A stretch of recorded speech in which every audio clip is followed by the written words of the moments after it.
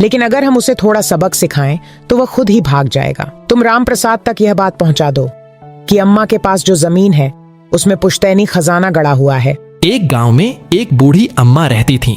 अम्मा का असली नाम क्या था यह शायद ही किसी को याद था, लेकिन सभी उन्हें प्यार से बूढ़ी अम्मा कहकर पुकारते थे। उम्र के इस पड़ाव पर भी अम्मा का चेहरा हमेशा मुस्कुराहट से भरा रहता था। वो दिन भर अपने घर के काम में लगी रहती थी और बहुत मेहनत करती थी। उनकी चाल में कमजोरी तो थी, पर उनके दिमाग की चुस्ती आज भी गांव में मशहूर थी।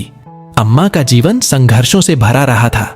उन्होंने अपने पति और बच्चों को बहुत पहले ही खो दिया था और उनके पास अपनी छोटी सी झोंपड़ी और कुछ जमीन ही रह गई थी।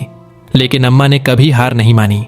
वे गांव वालों की छोटी मोटी मदद करके अपना गुजारा करती और बदले में लोग उन्हें खाने पीने का सामान या पैसे दे दिया करते। गांव में एक समय ऐसा आया जब एक चालाक व्यापारी पंडित राम प्रसाद गांव की जमीनें सस्ते दामों पर खरीदने के लिए आया। उसने गांव वालों को कई सुनहरे सपने दिखाए। अम्मा ने उसकी नीयत भांप ली थी, लेकिन वो जानती थी कि सीधे उसे रोक पाना कठिन है, क्योंकि राम प्रसाद बहुत शातिर था और उसके पास गांव के कई लोगों का विश्वास था। एक दिन अम्मा ने गांव में एक बैठक बुलाई। उन्होंने गांव वालों को अपने साथ मिलाकर एक योजना बनाई।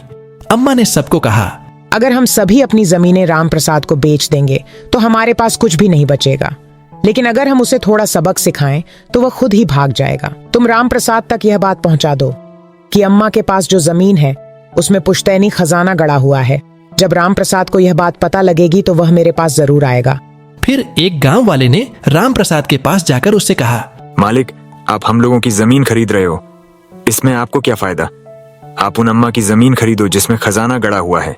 बस फिर क्या था, राम प्रसाद अपने आप को रोक नहीं पाया और अम्मा की झोपड़ी के पास चला गया और अम्मा से चालाकी से कहने लगा, अम्मा, आप बेहद ही गरीब हैं। आपके पास गुजर बसर करने के लिए कोई सहारा भी नहीं है।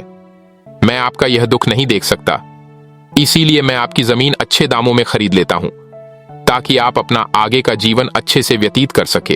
अम्मा राम प्रसाद की चालाकी से पहले ही तैयार थी। राम प्रसाद ने अपनी पूरी पूंजी लगाकर अम्मा की जमीन खरीद ली। उसने तुरंत खुदाई करवानी शुरू कर दी, लेकिन खजाना तो कहीं था ही नहीं।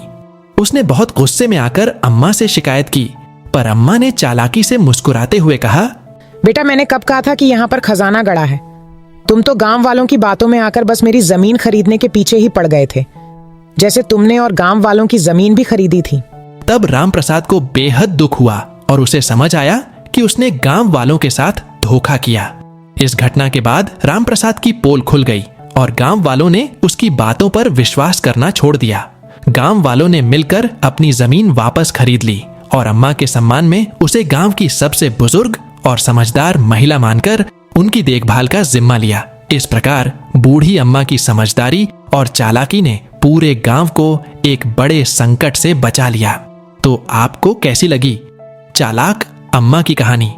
आप भी अपनी राय दीजिए और आप किस तरह की कहानी देखना चाहते हैं हमें कमेंट बॉक्स में जरूर बताएं और हमारे चैनल चटपटी कहानियां को अभी सब्सक्राइब करें ताकि हम आप तक अच्छी और शानदार कहानियां लेकर आते रहे। धन्यवाद।